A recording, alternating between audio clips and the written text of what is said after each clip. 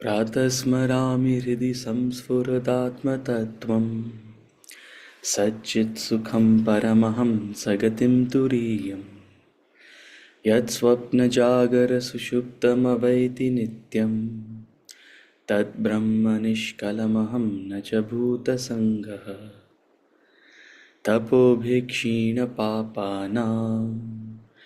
शान्तानां वीतरागिणां मुमुक्षूणामपेक्षोऽयम् आत्मबोधो विधीयते बोधोऽन्यसाधनेभ्यो हि साक्षान्मोक्षैकसाधनं पाकस्य वह्निवज्ञानं विना मोक्षो न सिद्ध्यति।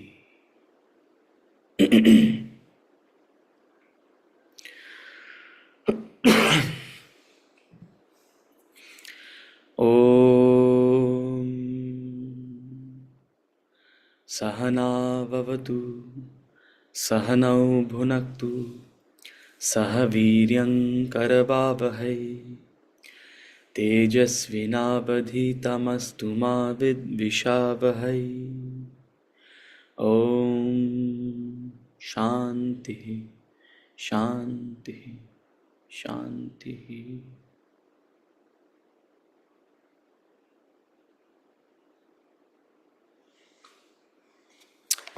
We'll chant from chapter 8, verse number 4.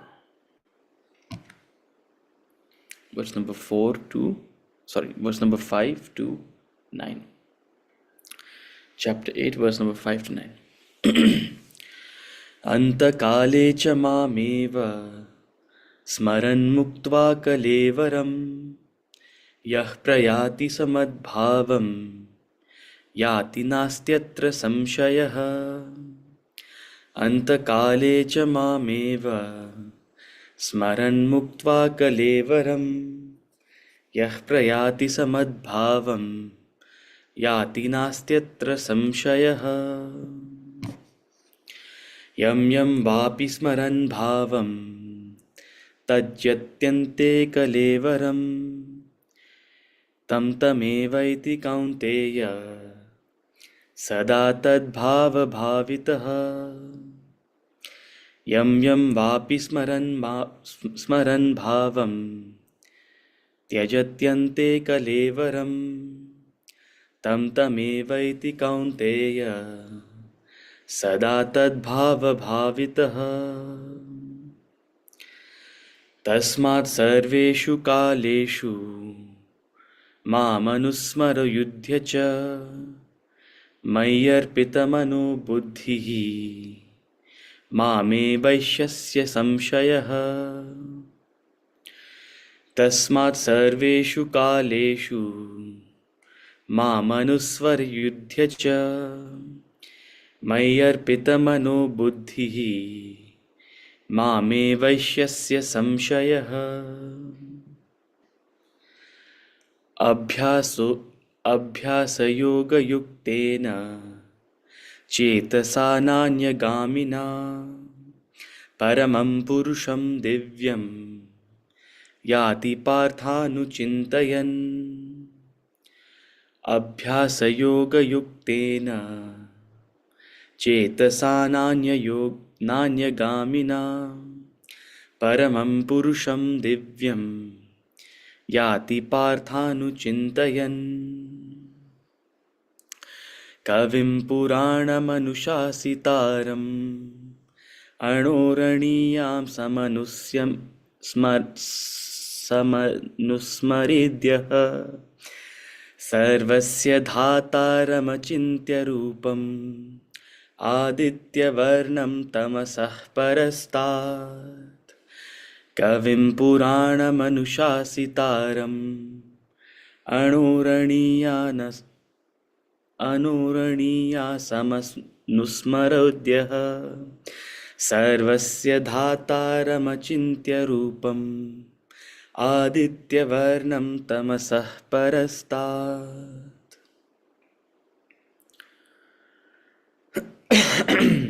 Okay. Chapter 8. Akshara Brahma Yoga. We started the chapter defining these terms which were used in the end of the previous chapter.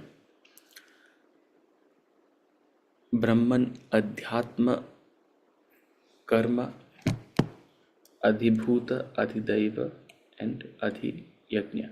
So Arjuna had a seventh question. How are you to be known at the time of death? By the steadfast. By those who are steadfast, how are you to be known? Because Lord Krishna said that those who think of me at the end, they who know me by thinking of me at the end. So he asked the question, how are you to be known at the time of death? So that's what we're going to address today with the 5th verse onwards. So he defined the 6 terms in verse number 3 and 4. And in the 5th verse, he is going to answer that concluding question of Arjuna. But before that, we'll take up the questions that are there in this group.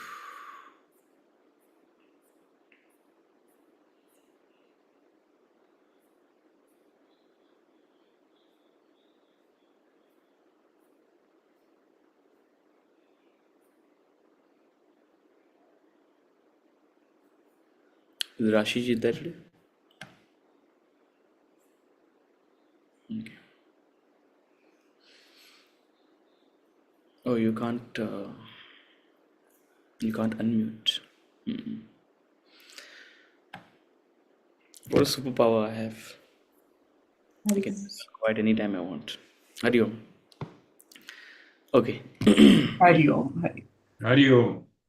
If I have understood correctly, Hari Om. Hari Om, Hari Om. Hari If I have Om. understood correctly, Gyan is considered essential for Hari Om. However, I have come across several parables and examples which suggest that a bhakta, irrespective of formal gyan, can still attain moksha through pure devotion. In fact, such a deeply surrendered devotee may not even seek knowledge at all, being fully absorbed in the divine.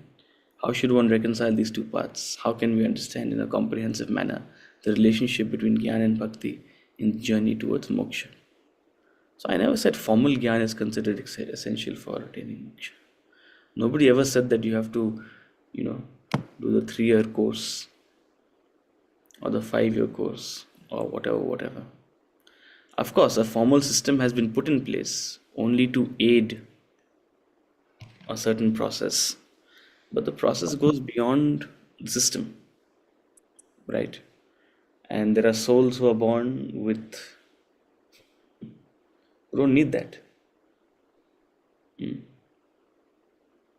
Whenever you get time, read up on the life of Anandamayi Ma. She didn't need any formal gyan.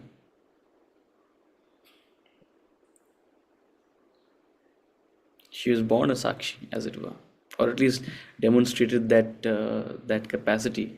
So formal gyan, I'm not saying, everybody is attracted to a sadhana based on their temperament, right? Based on their nature. So, as per your temperament, the fact that you're sitting here means that this approach appeals to you. You need reason. You need a certain analytical approach to address certain things. And maybe that also has a certain extent. Beyond a point, you'll be like, okay, I'm satisfied with what you're saying. I don't need any further clarification. Other people might be splitting hairs about things. So, beyond these words, what is jnanam? Jnanam is the dimag ki batti. Now, dimag ki batti, whether it comes with, you know, an analysis of these verses, or whether it comes however it comes, however the penny drops, that's what matters.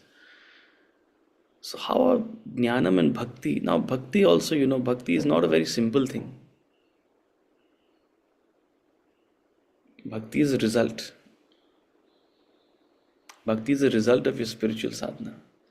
You don't become a bhakti by just claiming, you don't become a bhakta by just claiming I'm a bhakta, or by just adorning a certain form or a certain practice. Bhakti is that deepest, innermost conviction in you, that clearest awareness of the divinity in you. It's a result of your sadhana. As you clean yourself up, bhakti emerges. So, in many ways, whichever spiritual disciplines you take up, catering to your intellect, your mind, and your body, the result of all of that is a conviction in the divine. That is bhakti. See, in all these parables, you see, what is the story? The story is some simple person, maybe a farmer, or some kind of cowherd or something like that. Simple fellow. They start meditating on their cow or their buffalo or something like that, and suddenly that God appears in front of them. Right? That's the usual theme of all of these stories. What is the idea? And the idea in that is, what are you meditating upon? Where is your constant thought? Where is your ananya chinta? And bhakti has been equated to that single pointed thought. जाके इधर Right? इस पे आ जाता है driver 5 minute इधर उधर हो सकता है तो आप थोड़ा वॉक कर सकते हो मैं थोड़ा वॉक कर लूंगी अच्छा लगता है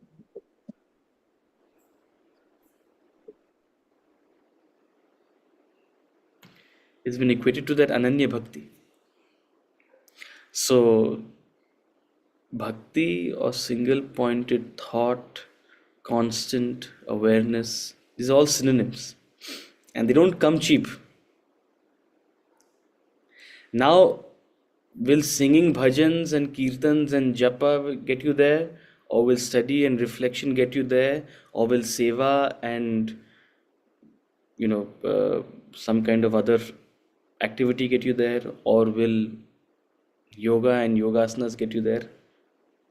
My answer is all of the above will get you there, as per your temperament, as per your constitution. Right? These are all medicines. Take them as per the prescription. Right? Take them as per your prescription. The result is ananya chinta. The result is eka bhakti.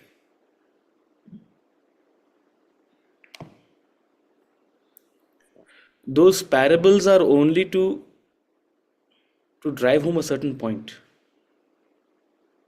Right? That what is the ultimate purpose of sadhana? It's ananya chinta. The purpose of sadhana is not to become a pandit.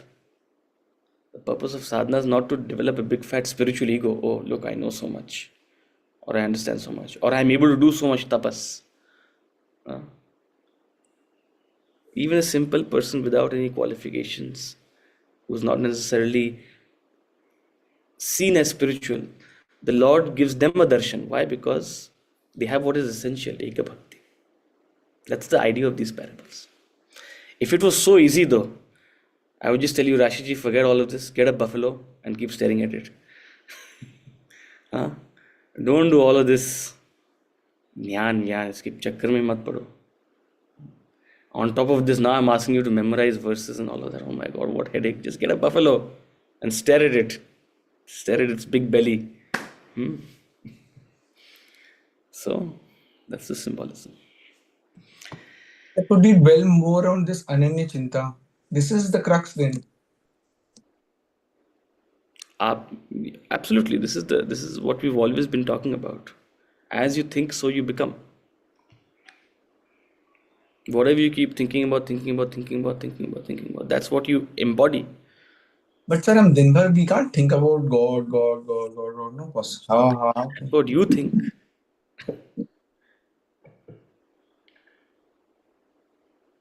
See, whatever you give importance to, you will find the need to do that. Also, thinking about God doesn't mean you don't think about other things. God doesn't want you to, take the burden of thinking about them. If Of you are course, in gratitude entire day, you are thinking of God only. absolutely. So, what we mean by Ananya Bhakti is an awareness of divinity through all your experiences. Being able to see the splash of divinity in every circumstance life throws you. Being able to see the light of divinity in every person you come across. It just makes you a more conscious person. It makes it easier for you to uphold these values which we talk about. So by thinking of God, I don't know what you mean by that. I certainly don't mean that you step out of your daily activities and you know sit inside a temple or a puja room and think about him. That's not certainly what we mean. That's the whole idea of the Bhagavad Gita, to bring God to your work, to remember, to recall, to become conscious. It should be the way in which it should become your worldview, as they say, right? That's your worldview.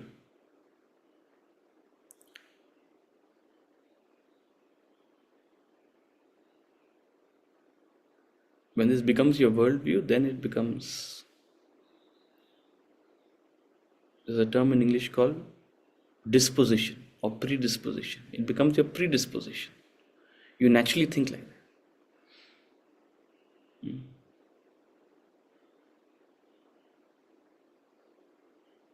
So,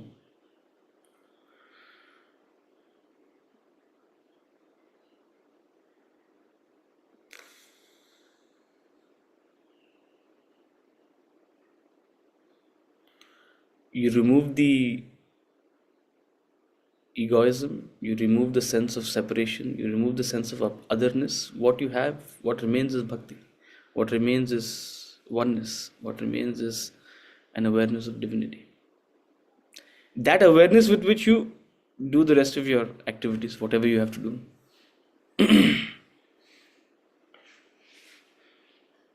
As a husband, as a brother, as a son, as a business person, whatever you do.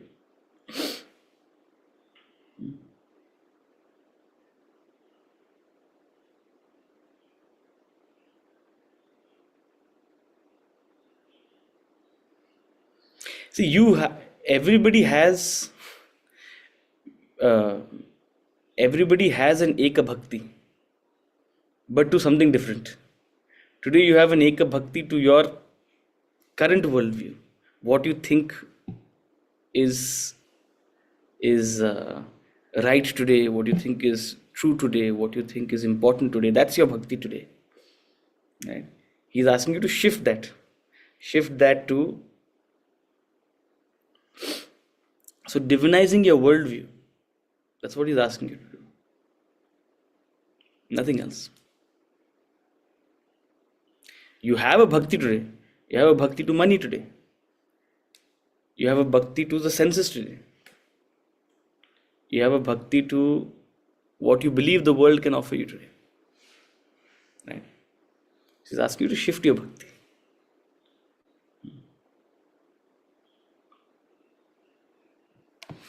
Okay.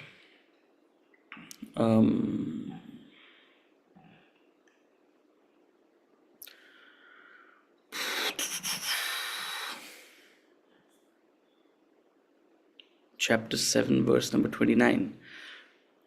Oh, we already talked about this. Chapter 8, verse number 3.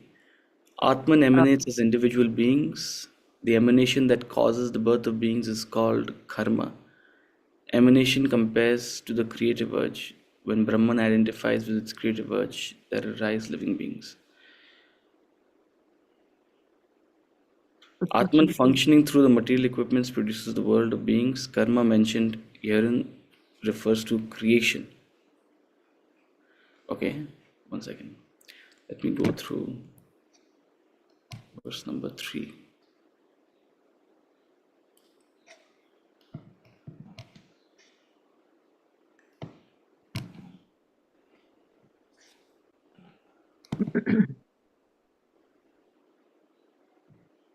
The fifth line from the first. Sorry? This The one? fifth line, the fifth sentence from the. Paragraph, This one? first paragraph. This one? This one? Okay. Utsavji, I have a question Anji, related sorry. to what you just spoke. So if Okay. you want me to come back to it, I'll come No, back no, no. to Tell it. me, what's your question? So you just said everyone has ek bhakti, right? I said everyone And has a bhakti. I mean, everyone has a certain predisposition. devotion to something, right? He's asking you to shift your devotion. Today you have a devotion to. My thing is, I was just wanted to understand Mm. that I would think that no, it is never. I mean, for people who are not in awareness of the divine, can't have ek bhakti is what I would want to think, or I would think, because I feel it keeps shifting. I feel one doesn't know what uh, what one wants. So you I mean, it can never be ek bhakti, or it can never be focused. Like you yourself said, you could stare at a buffalo to uh, concentrate or to focus your bhakti on, but I don't think that happens. uh, so I was a little wanted to understand on that.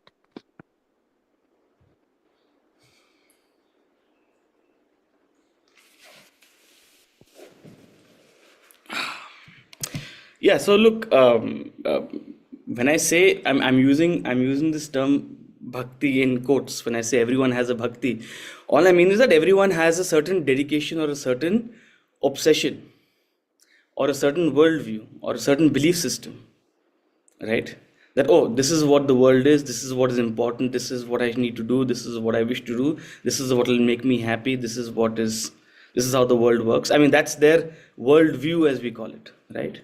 All we're saying is that my answer was in context of Yashoji's question as to how can I think of God all day, as if that requires them to sort of leave aside what they're doing currently and think of God as a. So we're not talking about it in that sense. We're saying that Eka Bhakti or Ananya Chinta or constancy of thought is actually a shift in worldview. It's not a shift in action, right? It's about infusing this awareness in whatever you do, which changes how you do things rather than what specifically you may do, right? So So yeah. So I wanted to ask that if we have a world view, let's say, ek bhakti, at all. I mean, I would think that either you have ek bhakti or you don't have. no, no, absolutely. Eka Bhakti is the ultimate worldview. That's what I'm saying. So if you have a worldview, then the ultimate is not far, is what I would want to think. But normally what happens is we are afloat. We are just, all of us, are just trying to, just getting along. Just want to think that we Yeah. know. Of Don't course, we? that's why. I mean, because we don't have clarity and conviction, most of us, our worldview is also borrowed. Most of us are simply responding to what the world tells us to give importance to. Most of us don't have an independence of thought, you know. So developing a worldview requires all those things. It requires, your clarity, your conviction. It requires your. That is what is sadhana. It takes a lot of sadhana to develop this eka bhakti, right? all I was trying to highlight is that you have something today. It's not that, you have some worldview today. It's about shifting your worldview. That's the work we need to do. It's not that you have to leave aside everything and go and sit in a temple and think about God. That was the answer to Yashoji's, query. Right? Thank you. When you are reminded of the divinity in every turn in life, that's Eka Bhakti. When every moment, when every experience, when every interaction, there's a little bird sitting on your shoulder which invokes a thought of God. That's Eka Bhakti.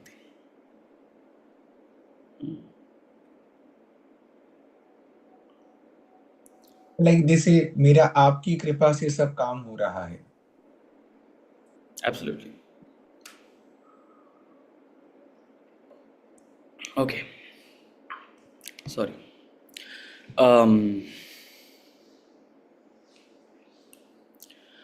Atman functioning through material equipments produces the world of beings. Karma mentioned herein refers to this creation.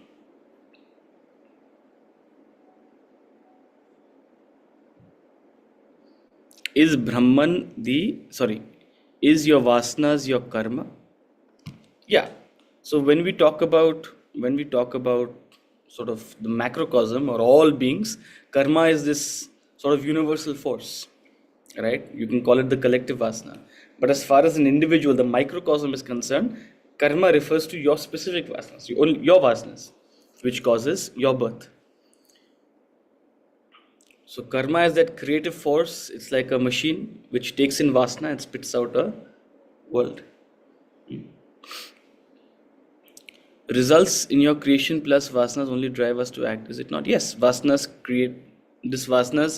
causes creation. Creation means a thought, a desire, and further an action. That's what the world is. This world is a constant flow of thought, desire, and action. Why do we then put all our thought only towards our work, wealth, body, and family? Ask yourself. Because that's what you believe that will give you happiness. That's what you believe will give you fulfillment. That's what your mind thinks will bring you what you are looking for. And not you. When I say you, I mean collectively, all of us. We have been hypnotized to believe that this limited functioning being with this body and these attributes is looking for something. Right? And what is it that we're looking for? We don't quite know. But here again comes the idea of a worldview, which I was just telling Rituji. We don't quite know what we're looking for, right? But the world tells us, yes, you need to cater to your body. Everyone's doing it. The senses are designed in such a way, there's a pull from the world, there's a push from the senses. There's a certain amount of instant and temporary gratification in catering to the senses. We've created this idea of wealth. People should think about it, especially today, in today's day and age, when things like gold and silver are booming. Outside a spiritual sense, you should think about what is this idea of wealth or money that we have created.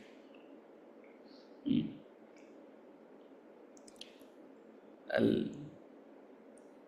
share a nice video with you guys which gives you some food for thought, because we've created a monster out of this paper, but what is it? But our worldview is such, we believe that okay, we need to have it to be happy, or we need to have more than what we have currently to be happy. Family, emotions, experiences, connectedness, attachment. We believe these are things that bring us happiness. And they do, no doubt. They do bring us a certain gratification, right?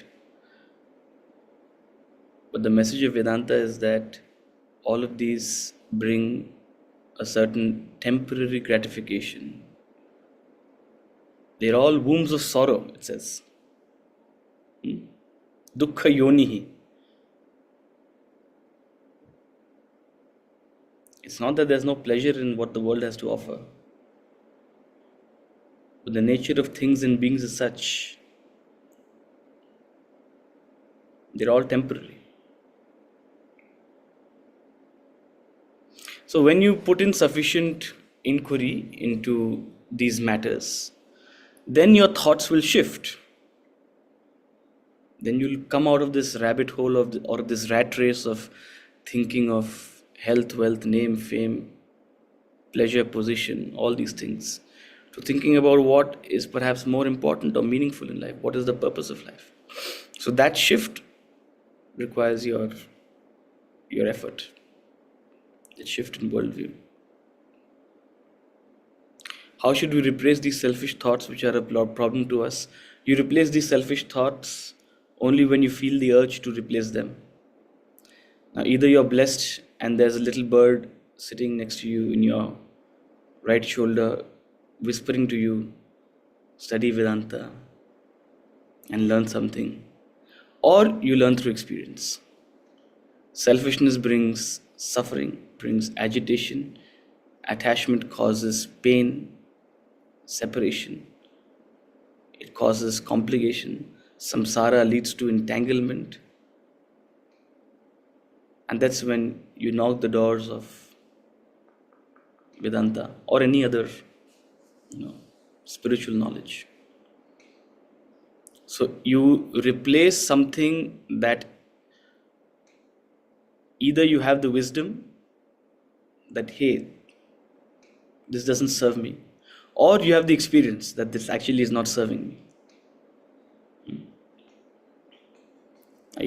If you're lucky, you'll have it early.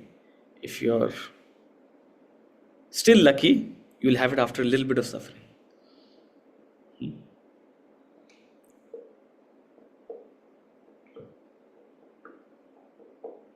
How should we replace them? That's Vedanta. You replace them with these beautiful thoughts and ideas.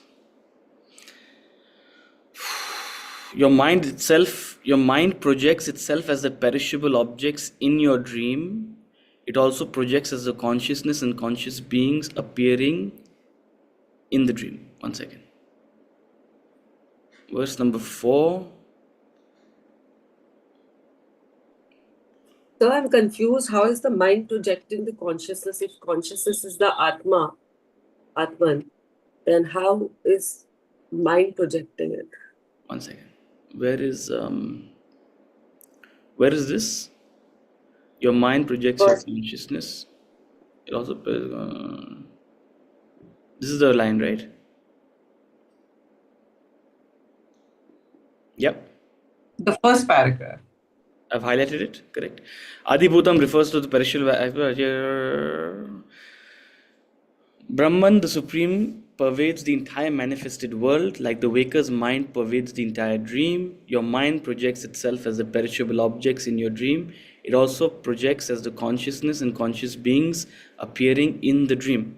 You understand only upon waking up from the dream that all these objects, beings in the dream are mere projections of your mind. Similarly, Brahman projects itself as a perishable matter, consciousness, and the conscious beings of this waking world. You will realize this truth only upon your spiritual awakening. Okay, what's the question? Well, here the use of consciousness actually confuses me, because is it Atman they are talking about, and how is then the mind projecting it? Yeah, see, from the vantage point of the waker, see, we wake up from the dream, in a sense, right? So we realize that, or we cognize that, oh, it was just sort of something we call our mind, which was just projecting this phenomenon while we were asleep. While the waker was asleep, the waker entered the dream. The waker became the dreamer and projected the dream world. What is it that was projecting it? From the waker's perspective, it was the waker's mind. What else was it? Right? So to convey that sort of that feeling of realness you feel, but you realize it wasn't real. What was projecting it? The mind was projecting it, right? So it projects as the consciousness and conscious beings. When he says consciousness out here, it means the experiencer in that particular realm of experience. So the dreamer, it projects as the dreamer and other dreaming beings in the world and the dream objects in the dream. Right? So don't confuse consciousness out here with Atman in that sense. Right? Similarly, Brahman projects itself as the perishable matter, the consciousness and the conscious beings of the waking world. So when you want to take it to the vantage point of the fourth state, Turiya, as they say, just like the waker is dreaming right now, similarly, the Turiya, the big C consciousness, big B Brahman, is simply dreaming right now as the waker. Right? If you take a step back, if you take a step out of this sort of waker view, what we are told is that it is pure consciousness, it is Atman, which is simply experiencing three states of consciousness. Right? As the waker, it is experiencing the waking world. Atman as the dreamer is experiencing the dream world. Atman as the deep sleeper is experiencing deep sleep. Right? Thank Okay. Verse number 5. Antakale cha mameva smaran muktva kalevaram yah prayati samadbhavam yati nastyatra samshayah. Antakale cha mameva smaran muktva kalevaram yah prayati samadbhavam yati nastyatra samshayah. So in answer to Arjuna's final question about how are you to be known at the time of death, he says, he who casting off the body goes forth thinking of me alone at the time of death, he attains my being. There is no doubt about this. You'll see this phrase constantly in the Bhagavad Gita, several places. Asamshayah, atra samshayah. Sanshaya means doubt. Asanshaya means doubtless. Na sanshayah, no doubt.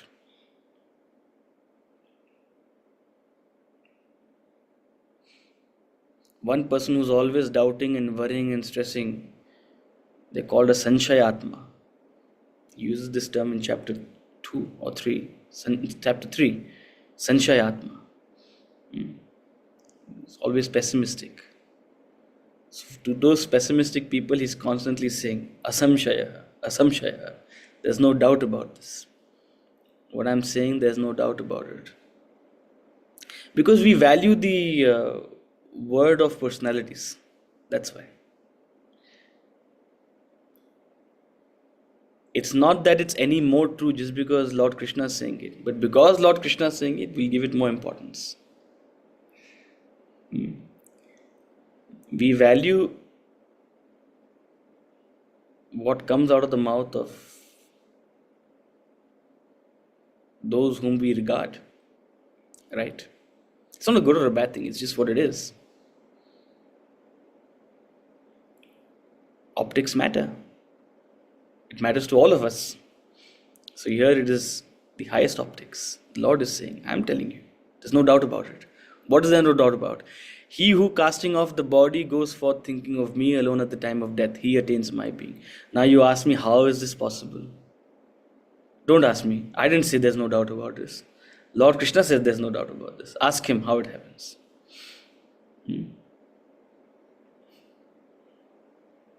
But then the question arises, and this is where, I come back to a beautiful line by Om Swami. Om Swami says, I don't know if there's a samadhi after death. I don't know if there's a realization after death. But he says, those who have not attained the samadhi while living, how can they be qualified for samadhi after death?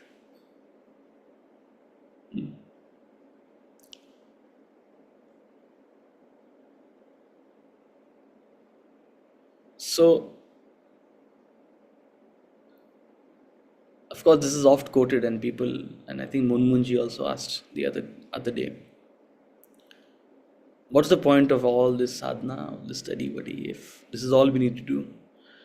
Well, we are doing all of this so that we can think of the Lord at the end, at the eventual moment. And in the process, what happens through us throughout our living days will also be beautiful. Whether we'll attain mukti then, I don't know. That's what the Lord is saying. We will attain mukti. But as a process of us doing all this sadhana, we also attain Jivan Mukti. And that's the beauty. Jivan Mukti and ultimately, as they say, Mahasamadhi. So, Sorry. but that said, sorry? No, I just wanted to add something to understand it better. So if I may, or you please continue, sir. Yeah. So I'll just give me a second. So, what the Lord is saying should be sufficient to our hearts, right? Because we hold the Lord in high regard. That okay, this is what I need to do if I want to reach the Lord after my time out here is done. Right? We all have a sense of devotion to Lord Krishna. So this should suffice. Why he's saying it? There's no doubt about this. I'm telling you. Now then the question rises, how do I ensure that this is what I'm thinking about while casting off the body? There's again, I think I heard it in an Om Swami video only. I think it's a pretty common parable. A man on his deathbed was flowing in and out of consciousness. So when he first, came into awareness, his wife was sitting by his bed and he asked, "Where is my first son?" He could barely see. And the wife said, "On your right, on your right. He's there on your right." So he looks at him and then he falls asleep again. And sometime later he comes into consciousness. "Where's my second son?" All the sons are very happy. Even in the last moments, they are thinking of him. The wife says, "Look, by your feet, he's standing right there." She looks at him, goes back into a sense of unconsciousness. Then he comes back into consciousness. "Where's my third son?" And the wife said, "Look, right behind me." So he shifts and he looks. And then he says, "If all of you are here, who's at the shop? Why are all of you out here right now? Who's managing the shop?" Here, a poor man on his deathbed, and what's he thinking about? His shop. Whatever you are attached to, that's what you will be thinking about.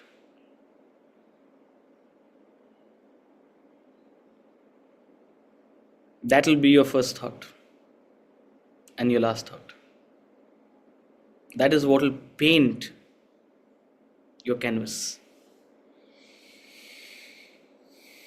What you think constantly about through your life is what you'll think about at the end. And don't think you are special. No, I'm going to do it differently. I have a different strategy. Countless people have tried this and countless people have realized this. What you are attached to, that's what you'll think about at the end.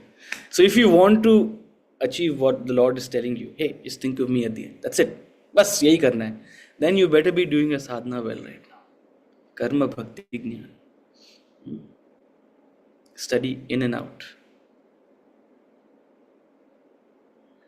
Develop that Eka Bhakti, because that Eka Bhakti alone will resonate with you when the time comes to cast off your body. Anyway, why do we want to think about casting off the body? Right now we have this. Let us focus on what we can do while in this body. Far too many people have resigned spirituality to the end of life or the afterlife. No, it's meant to be lived here. And what can happen, the Jivan Mukti you can attain while living. That's the beauty. And forget Mukti, even the ease, even the lightness with which you can live. That's the beauty of a spiritual life. Anyway, verse number 6, he continues. Yam yam vapi smaran bhavam tyajante tyajatyante kalevaram tam tamevaiti kaunteya sada tad bhava bhavitah. Yam yam vapi smaran bhavam tyajatyante kalevaram tam tamevaiti kaunteya sada tad bhava bhavitah. This is not true only for me, he says. It's not only that if you think of me, you'll go to me. Whatever a being thinks of at the end, while leaving this body, to that alone he goes, O Kaunteya, because of constantly thinking of that being. And that's precisely what we said. Constancy of thought causes the final thought, and that final thought paints your canvas, leaves the most visible result on the canvas of your life. That's what causes your next experience.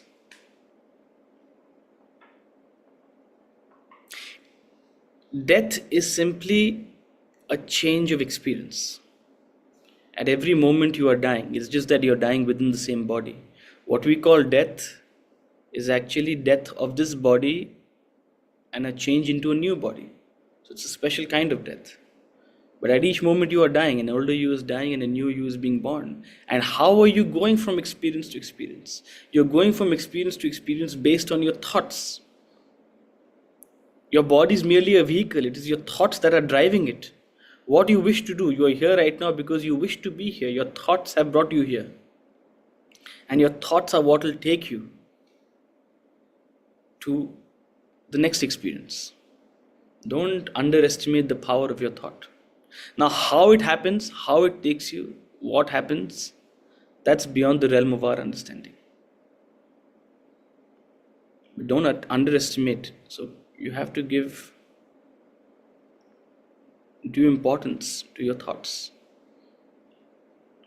Which is why we always say, you can't control what thoughts come into your mind. But you better well take responsibility of what thoughts you cultivate, what thoughts you allow to grow. Because they define you, they define your path ahead. So of whatever being one thinks of while leaving the body, to that alone they go. Your thoughts determine your charter in life. And as you think, so you become. You constantly think of money, money, money, money, money. You'll become a materialistic person. You constantly think of pleasure, pleasure, pleasure, pleasure, pleasure. You'll become a sensual person. You constantly think of family, family, family, family, family. You'll become an emotional, attached person. You think of God, God, God, God, God. You become a God person. Your strongest desires manifest. So think of your thoughts as simply sprouts of countless seeds that are there. We've given you that garden analogy again and again, right? You are this soil which has so many unmanifest seeds within you. Just like any patch of soil has millions and millions of seeds which are not yet manifest yet. A thought is simply that which is manifesting. Now, if you're constantly feeding a certain thought, that plant is what will grow and create countless more seeds.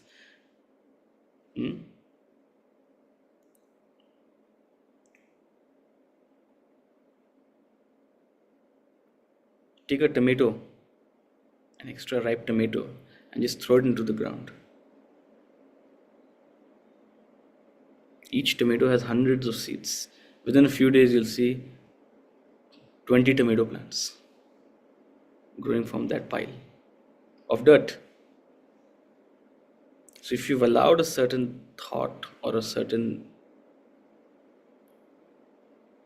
flow of thought, given it certain importance, that will create countless more seeds and determine what this garden of your mind looks like. As you think, so you become. So if you want to change yourself, you need to change your thoughts. You need to slowly prune what is not helpful for you, and you cultivate what you think, what you believe will serve you. We are here with all patience. Gardening is a very patient activity. You can't just trim things away. Yes, certain things have to be weeded out, but what you want to cultivate only happens gradually, right? And with a lot of effort. It's a back-breaking work. It's not easy, but we are there here to support you. Tasmat, therefore, enough said, Arjuna, enough said. Therefore, if this is sufficient for you, shut up and fight. बहुत बातें हो गई. Death के बाद क्या होगा, इसके पहले क्या होगा, उसके ऊपर क्या होगा. I have told you now. Just remember me, remember what I have told you, and fight. Verse number 7. Tasmat sarveshu kaleshu mamanusmara yudhya cha mayyar pitamano buddhihi mame vaishyasya samshayah.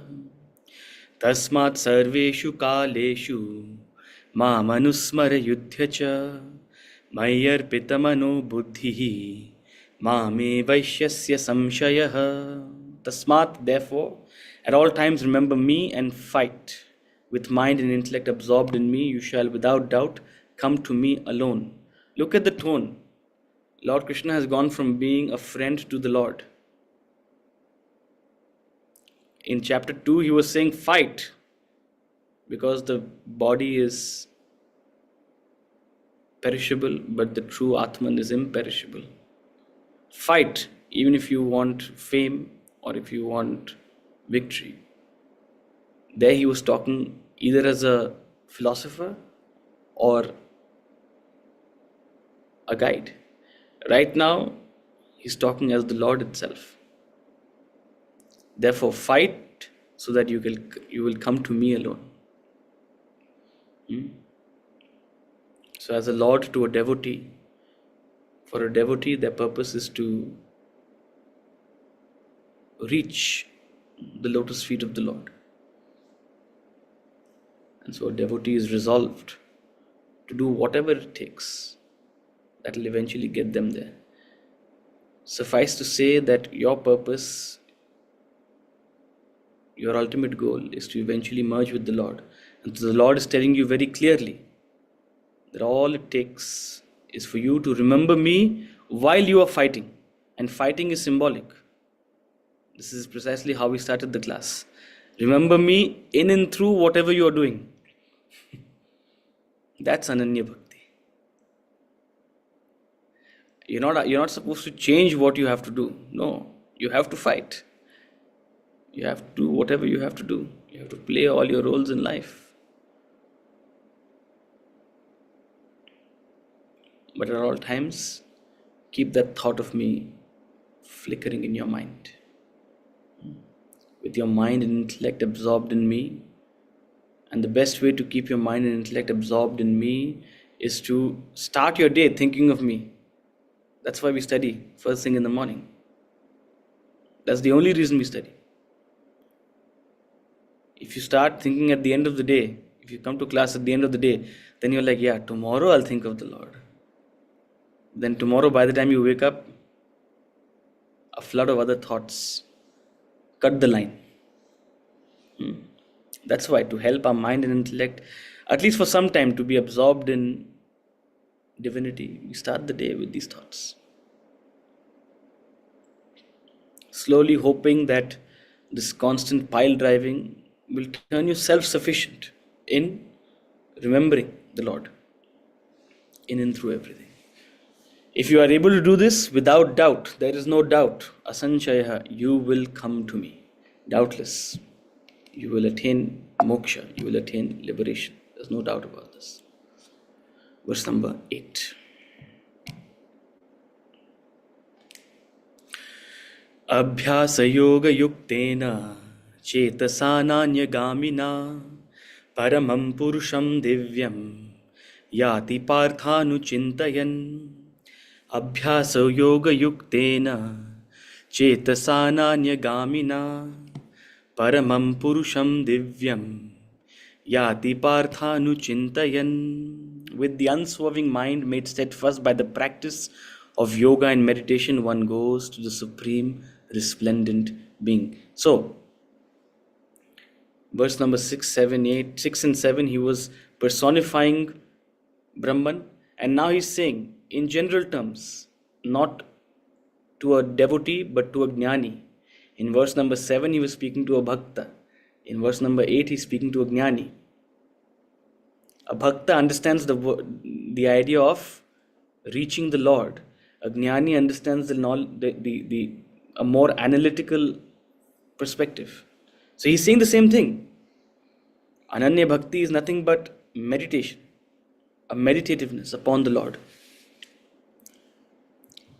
So he's saying the same thing as he's saying in verse number 7, but in a different tone. He says, with the unswerving mind made steadfast by the practice of yoga and meditation, O Partha, one goes to the supreme resplendent being. What he said, what he called me in verse number 7, he's calling supreme resplendent being.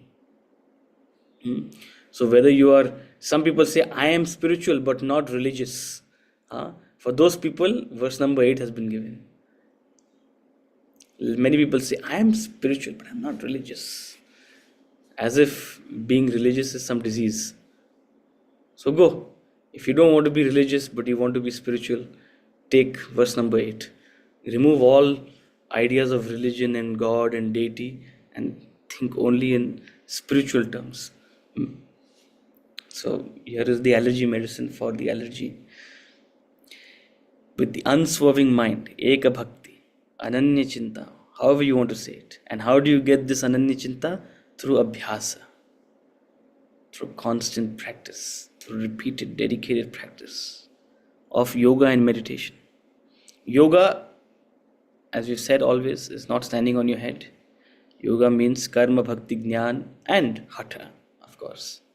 For the body, for the mind, for the intellect, for all your equipments. Yoga is that comprehensive spiritual discipline for every experience of your life. So by this constant practice of yoga, which leads you to a state of meditativeness, and by practicing meditation, you will go to the supreme resplendent being. Verse number 9 we will take in the next class. There's a slight shift of sort of thought, and that's why you can see that the meter is also changing. For after a long time, we've seen this new meter. I mean this other meter. After I think several chapters, so it's chanted a little differently from the other verses. So we'll take these verses, verse number 9 onwards, in the next class. With that thought, we'll conclude today, and happy to take up any questions, any pending questions. Rashiji, you had a thought. Sorry, I didn't let you take that thought. No, sir, you said it beautifully. It's the constant practice of every day. That is exactly what I was trying to say. That my grandmother used to say that, every day if you start doing something with dedication, be it your simple Hanuman Chalisa, by the end of the day, it subconsciously settles down into you. And that's what you yourself said it, that it's a constant practice till the time we shed our bodies. So I guess that you explained it beautifully. Thank you. Thank you. Since you're a Hanuman devotee, Munmunji gave me a beautiful Hanuman Chalisa book from Chinmay Mission. I think she went to a yagya where they did Hanuman Chalisa, and she gave me a beautiful book. Maybe you can get your hands on it, or I can send it across to you. I'm going to ask Munmundi to send it to me also. Munmundi, you only think of me, you don't think of Rashiji. Please send it to her. She's a Hanuman Bhakta. So along with chanting the Hanuman Chalisa, also read and understand it. Yes. So just like I studied a 3-year course in the Vedanta Academy, there's a similar course. In fact, the original course was the one at Chinmay Mission. And in Chinmay Mission, they also studied the Hanuman Chalisa. But I really liked it. I really liked the book that Munmunji gave me. And it's by my bedside, and I've been reading a little bit every day. This is the book we're talking about? It's just the Chinmay Mission book on Hanuman Chalisa, the commentary of and the explanation of each of the verses. So it's an orange color book. I think I have that. Mine is a blue color book, Oh. but I'm sure they have This multiple. is also a very beautiful book by Devdutt Patnaik, My Hanuman Chalisa, which has a meaning, the meanings with their chopai. It was specially published for the Yagna. Okay. Okay.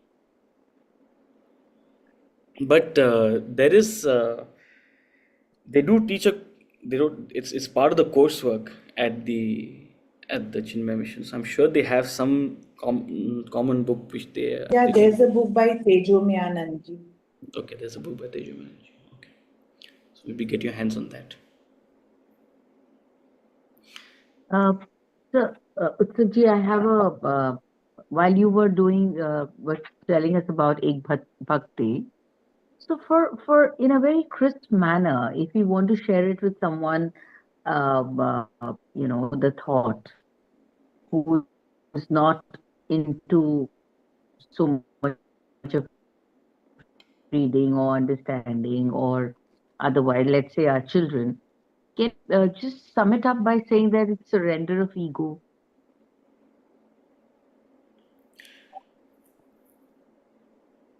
Yeah, you can say that. See, you can say not everybody is in a position to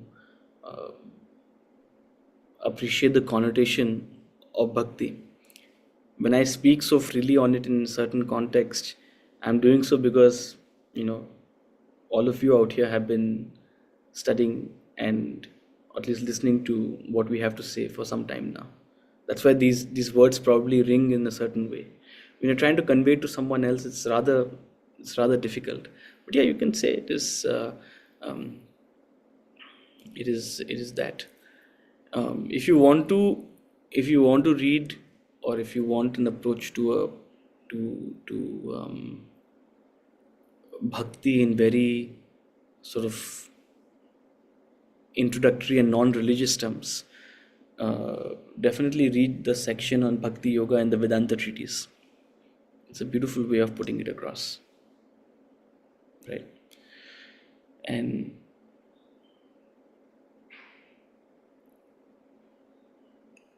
in particular, there's one line which says, devotion is that feeling of surrender that arises in the mind when the intellect fails to comprehend. So what does it mean to surrender the ego? It's not that you give it up because it's a bad thing. No. It is this intellect which feels I know, right? Which actually stumbles upon something which is not able to comprehend, which is beyond its conception. So when the ego fails to comprehend, when the ego fails to make sense, that's when it makes room for devotion, for bhakti.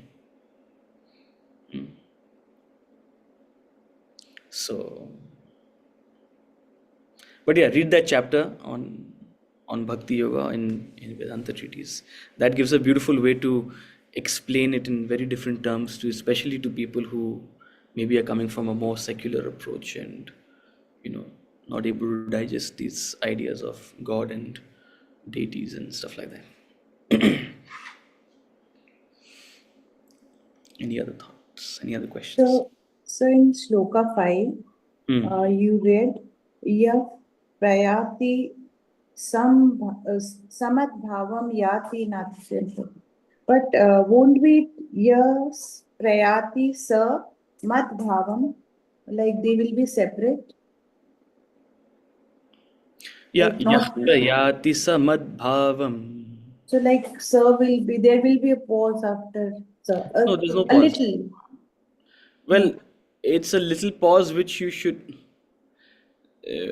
which you don't even need to make look. You don't have to necessarily sort of make it an audible pause, right? Yah prayati samad bhavam. There's no need for necessarily more of pause than that, right? See, in Sanskrit, it doesn't matter whether two words are joined together or written separately, because any compound word is actually a combination of multiple words anyway, right? So to make it sit to the meter, right, it doesn't have any change in the meaning. If you pause after sir, then it sort of unsettles the meter. Ya prayati samad bhavam, Yeah. right? You see how it's affecting the meter, right? So when you chant it, when you sing it, the emphasis is given to the meter, so you chant it as Yah prayati samad bhavam yati nastyatra samshayah. Otherwise, I should pause after yatra and before samshayah also. Yati nastyatra samshayah. But I don't pause, right? We don't pause. In that sense, it's not that we wait for a breath. Antakale cha mameva. I didn't pause. Yah prayati samad bhavam. Right? Okay. Thank you. If there are no other thoughts, we'll conclude and we'll see you again. Thursday, I'm definitely traveling this time. I'll be on a train of all things, so I'll definitely not have connection. So we'll meet on Friday. I'll be available on Friday and we'll see you on Friday morning.